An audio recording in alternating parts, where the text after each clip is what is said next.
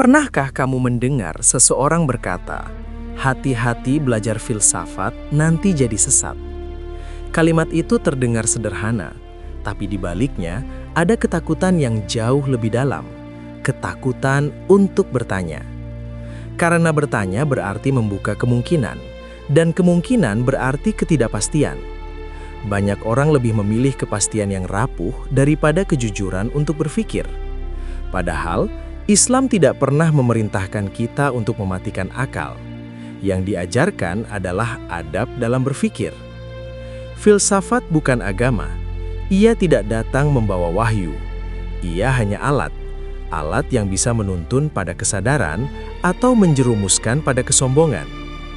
Pertanyaannya bukan, apakah filsafat itu sesat? Tetapi, siapa yang memimpin siapa?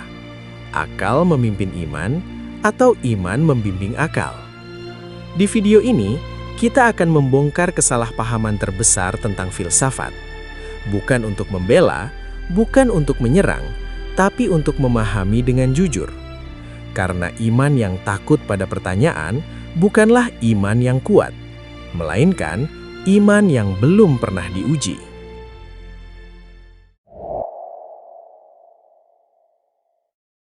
Ketika kata filsafat disebut, reaksi banyak orang seringkali bukan rasa ingin tahu, tetapi rasa curiga. Sebagian langsung mengaitkannya dengan keraguan, kebingungan, bahkan kesesakan. Seolah-olah filsafat adalah sesuatu yang otomatis berlawanan dengan iman. Namun sebelum kita memberi label, ada satu sikap yang diajarkan Islam sejak awal, adil sebelum menilai. Dan keadilan selalu dimulai dari memahami sesuatu apa adanya. Secara sederhana, filsafat adalah usaha manusia menggunakan akalnya untuk memahami realitas, makna hidup, dan kebenaran. Ia bukan agama, bukan wahyu, dan tidak pernah mengklaim dirinya suci. Filsafat hanyalah alat berpikir. Ia tidak berdiri sebagai sumber kebenaran mutlak, tetapi sebagai cara manusia bertanya dan menalar. Dalam Islam, akal bukanlah musuh iman. Justru akal adalah salah satu karunia terbesar yang Allah berikan kepada manusia. Al-Quran tidak turun kepada makhluk yang tidak berpikir.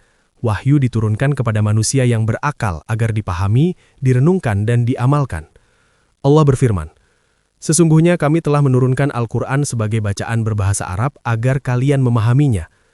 Yusuf ayat 2. Ayat ini menunjukkan bahwa memahami agama bukan sekedar menghafal, tetapi melibatkan proses akal. Bahkan Al-Quran berkali-kali menegur manusia dengan pertanyaan yang sangat filosofis. Tidakkah mereka berpikir?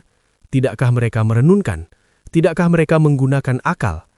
Salah satunya, afala ta'qilun? Tidakkah kalian menggunakan akal? Al-Baqarah ayat 44. Pertanyaan ini tidak ditujukan kepada orang kafir saja, tetapi juga kepada orang beriman. Artinya, dalam Islam, iman yang matang tidak meniadakan akal, justru memerlukannya. Lalu di mana masalahnya? Masalah muncul ketika filsafat disalahpahami sebagai upaya menggantikan wahyu, bukan sebagai alat untuk memahami ciptaan Allah. Padahal dalam perspektif Islam, akal memiliki fungsi yang jelas, mengenali tanda-tanda kebesaran Allah, bukan menghakiminya. Allah berfirman, "Sesungguhnya dalam penciptaan langit dan bumi dan pergantian malam dan siang, terdapat tanda-tanda bagi orang-orang yang berakal." Ali Imran ayat 190. Ayat ini mengajarkan bahwa berpikir mendalam tentang kehidupan, alam, dan eksistensi bukanlah sesuatu yang terlarang. Justru itu adalah jalan untuk sampai pada ma'rifat, pengenalan akan kebesaran Allah. Rasulullah SAW pun tidak pernah melarang umatnya berpikir. Yang beliau larang adalah melampaui batas akal. Dalam sebuah riwayat disebutkan, "Berfikirlah tentang ciptaan Allah dan jangan berfikir tentang zat Allah." Diriwayatkan oleh Al-Baihaqi. Hadis ini sangat penting. Ia menunjukkan bahwa Islam tidak memusuhi aktivitas berpikir, tetapi memberikan adab berpikir. Ada wilayah yang boleh dijelajahi akal, dan ada wilayah yang harus diserahkan kepada iman. Maka dari sudut pandang seorang Muslim, filsafat sejatinya bukan musuh agama. Ia hanyalah sebuah alat, dan seperti semua alat, nilainya bergantung pada niat, batas, dan arah penggunaannya. Ketika akal digunakan dengan kesadaran bahwa wahyu adalah petunjuk tertinggi, filsafat justru bisa melahirkan kerendahan hati. Kita sadar bahwa semakin banyak kita berpikir, semakin kita menyadari keterbatasan diri. Tetapi ketika akal berdiri sendiri, merasa cukup dan menolak dituntun wahyu, disitulah filsafat berubah dari sarana menjadi sumber kesombongan. Karena itu, Pertanyaan yang tepat bukanlah apakah filsafat itu sesat, melainkan apakah akal kita berjalan bersama wahyu atau justru ingin berdiri di atasnya. Di titik inilah pembahasan tentang filsafat seharusnya dimulai, bukan dengan ketakutan, tetapi dengan kejernihan. Jika filsafat hanyalah alat berpikir, lalu kenapa ia sering dicap sesat, berbahaya, bahkan harus dijauhi? Jawabannya tidak sesederhana karena filsafat salah. Justru yang lebih sering terjadi adalah kesalahpahaman, trauma sejarah, dan ketakutan yang tidak disadari. Dari sudut pandang seorang Muslim, stigma terhadap filsafat biasanya lahir bukan dari kebencian pada akal, tetapi dari rasa ingin menjaga iman. Banyak orang khawatir jika terlalu banyak bertanya, keyakinan akan goyah. Dan kekhawatiran ini pada batas tertentu bisa dipahami. Masalahnya, kekhawatiran itu sering berubah menjadi generalisasi. Segala bentuk berpikir mendalam langsung disamakan dengan filsafat barat modern. Segala pertanyaan kritis dianggap bentuk pembangkangan. Padahal tidak semua filsafat sama, dan tidak semua pertanyaan bertujuan merusak iman. Disinilah letak kesalahpahaman pertama. Filsafat disamakan dengan ide-ide yang memang bertentangan dengan iman, seperti ateisme, relativisme mutlak, atau pemikiran yang menolak Tuhan. Padahal itu bukan filsafat secara keseluruhan, melainkan produk dari filsafat tertentu, di waktu dan konteks tertentu. Kesalahpahaman kedua adalah anggapan bahwa bertanya sama dengan meragukan Allah. Padahal Al-Quran sendiri merekam banyak pertanyaan eksistensial manusia, bahkan dari para nabi, bukan untuk dicela, tetapi untuk diarahkan. Nabi Ibrahim alaihissalam pernah berkata, "Ya Tuhanku, perlihatkan kepadaku bagaimana engkau menghidupkan orang mati." Quran Surat Al-Baqarah ayat 260. Allah tidak murka pada pertanyaan itu. Justru Allah menjawabnya, dan Nabi Ibrahim menegaskan bahwa ia bertanya bukan karena ragu, tetapi agar hatinya semakin tenang. Ayat ini penting karena menunjukkan bahwa bertanya tidak selalu berarti tidak beriman. Kadang justru itu cara iman bertumbuh. Namun dalam praktik sosial, pertanyaan sering dianggap berbahaya. Kenapa? Karena pertanyaan bisa menggoyahkan kepastian semu. Ia memaksa kita berpikir ulang dan tidak semua orang siap untuk itu. Maka lebih aman melabeli sesuatu sebagai sesat daripada menghadapi proses berpikir yang melelahkan. Kesalahpahaman ketiga adalah ketakutan bahwa akal akan melampaui batas. Ketakutan ini sebenarnya valid, karena memang ada orang yang menjadikan akal sebagai hakim tertinggi atas wahyu. Tapi kesalahan terjadi ketika potensi penyimpangan dijadikan alasan untuk menutup seluruh jalan berpikir. Islam tidak mengajarkan kita untuk mematikan akal demi menghindari kesalahan. Islam mengajarkan adab berpikir. Allah berfirman, "Dan janganlah kamu mengikuti sesuatu yang kamu tidak memiliki pengetahuan tentangnya." Quran Surat Al-Isra ayat 36. Ayat ini justru mendorong kehati-hatian intelektual, bukan anti-intelektual.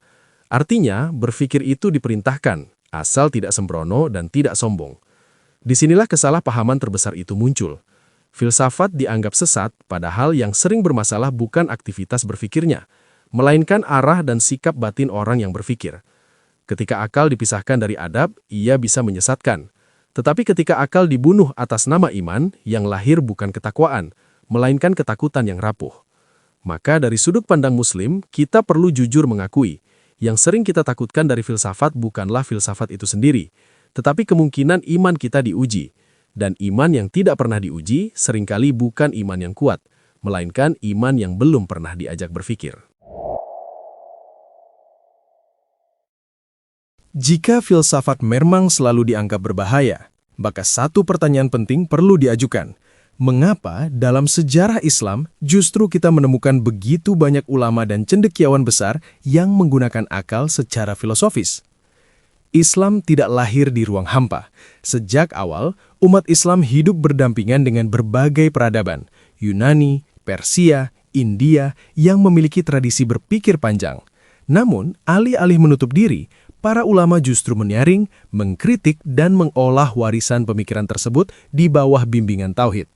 Disinilah pentingnya memahami bahwa dalam Islam, filsafat tidak pernah diposisikan sebagai penguasa kebenaran, melainkan sebagai alat bantu untuk memahami realitas. Salah satu tokoh paling awal adalah Al-Kindi.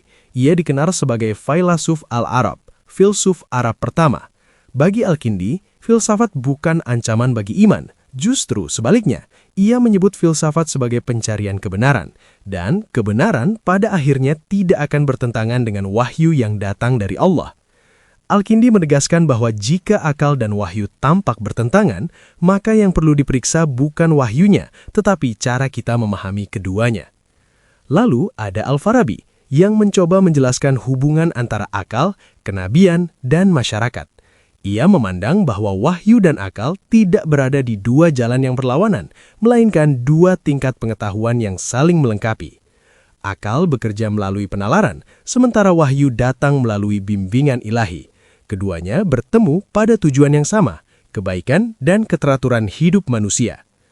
Kemudian kita sampai pada sosok yang sering disalahpahami, Ibnu Sina. Ia bukan hanya seorang filsuf, tetapi juga dokter, ilmuwan, dan hafiz Al-Quran. Banyak orang mengira Ibnu Sina mengagungkan akal dan menyingkirkan agama. Padahal, bagi Ibnu Sina, berpikir secara filosofis adalah cara memahami ciptaan Allah secara lebih mendalam, bukan menggantikan peran wahyu. Memang benar, sebagian pandangannya dikritik oleh ulama lain, dan ini penting dicatat. Kritik itu dilakukan bukan dengan membungkam akal, tetapi dengan argumentasi yang lebih kuat. Tokoh yang paling terkenal dalam hal ini adalah Al-Ghazali. Menariknya, Al-Ghazali sering dijadikan simbol penolak filsafat. Padahal, jika dibaca dengan jujur, Al-Ghazali justru menguasai filsafat secara mendalam sebelum mengkritiknya. Dalam karyanya Tahafut al-Falasifah, ia tidak menyerang filsafat sebagai metode berpikir, tetapi mengkritik kesimpulan-kesimpulan tertentu yang dianggap bertentangan dengan akidah. Al-Ghazali sendiri menulis tentang logika, etika, bahkan menggunakan kerangka berpikir filosofis dalam karya-karya tasawufnya. Ini menunjukkan satu hal penting. Dalam tradisi Islam, perbedaan pendapat intelektual tidak diselesaikan dengan pelabelan sesat, tetapi dengan argumentasi. Di sisi lain, ada Ibnu Rushd yang menegaskan bahwa menggunakan akal bukan hanya boleh, tetapi diperintahkan oleh syariat bagi mereka yang mampu. Menurut Ibnu Rushd, menolak akal sama saja dengan menolak salah satu cara Allah menunjukkan tanda-tandanya. Ia bahkan menyatakan bahwa jika suatu ayat tampak bertentangan dengan bukti rasional yang kuat, maka ayat tersebut perlu dipahami secara lebih dalam, bukan ditolak. Semua ini menunjukkan satu fakta penting. Filsafat bukanlah unsur asing dalam Islam. Ia hadir, diperdebatkan, dikritik, dan diarahkan. Tidak semua filsuf Muslim selalu benar, dan tidak semua pandangan mereka diterima. Tetapi tradisi Islam tidak pernah anti akal. Yang dijaga oleh para ulama bukanlah kebodohan, melainkan keseimbangan antara akal dan wahyu. Maka ketika hari ini filsafat dicap sesat secara mutlak, pertanyaannya adalah, apakah kita sedang menjaga iman atau justru sedang memutus salah satu warisan intelektual Islam itu sendiri? Setelah kita melihat apa itu filsafat, kenapa ia sering dicurigai, dan bagaimana ia hadir dalam tradisi Islam, kini kita sampai pada pertanyaan paling penting. Di mana sebenarnya batas filsafat bagi seorang Muslim? Karena jujur saja, filsafat memang bisa menjadi jalan menuju kesadaran, tetapi ia juga bisa menjadi jalan menuju kesesatan. Bukan karena filsafatnya, melainkan karena posisi akal yang salah tempat. Dalam Islam, akal adalah karunia, tetapi ia bukan Tuhan. Dan wahyu adalah petunjuk, tetapi ia bukan hasil spekulasi manusia. Masalah muncul ketika akal ingin mengambil alih peran wahyu. Ketika manusia merasa cukup dengan pikirannya sendiri, lalu mulai menimbang kebenaran seolah-olah ia berdiri di atas firman Allah. Di titik inilah, filsafat berubah dari alat menjadi hakim atas iman. Allah mengingatkan dengan sangat jelas, dan tidaklah kamu diberi pengetahuan melainkan sedikit. Quran Surat Al-Isra ayat 85. Ayat ini bukan untuk merendahkan akal, tetapi untuk mengajarkannya rendah hati. Semakin seseorang berpikir, seharusnya semakin ia sadar akan keterbatasannya. Jika berpikir justru melahirkan kesombongan, maka yang rusak bukan agamanya, melainkan adab akalnya. Namun di sisi lain, menolak akal sepenuhnya juga bukan solusi. Mematikan pertanyaan demi rasa aman semu justru berbahaya. Karena iman yang tidak pernah diajak berpikir, seringkali rapuh ketika berhadapan dengan kenyataan. Allah berfirman, "Maka ambillah pelajaran, wahai orang-orang yang berakal." Quran Surat Al-Hasyr ayat 2. Ayat ini menunjukkan bahwa beriman bukan berarti berhenti berpikir. Justru orang beriman diminta untuk belajar, merenung, dan mengambil hikmah. Maka batas filsafat bagi seorang muslim bukan terletak pada boleh atau tidak boleh berpikir, tetapi pada siapa yang memimpin siapa. Jika akal berjalan di bawah bimbingan wahyu, filsafat bisa menjadi jalan kesadaran. Ia membantu kita memahami kehidupan, mengelola emosi, bersikap adil, dan menyadari betapa kecilnya diri di hadapan Allah. Namun jika akal berjalan tanpa adab dan tanpa tunduk, filsafat bisa menyesatkan. Ia melahirkan relativisme, kesombongan intelektual, dan perasaan bahwa manusia adalah pusat segalanya. Para ulama terdahulu memahami ini dengan sangat baik. Karena itu mereka tidak mengajarkan umat untuk berhenti berpikir, tetapi berpikir dengan disiplin, kerendahan hati, dan tanggung jawab spiritual. Disinilah kita perlu jujur bertanya pada diri sendiri. Ketika kita mengatakan filsafat itu sesat, apakah yang kita maksud adalah filsafatnya atau ketakutan kita sendiri untuk menghadapi pertanyaan sulit?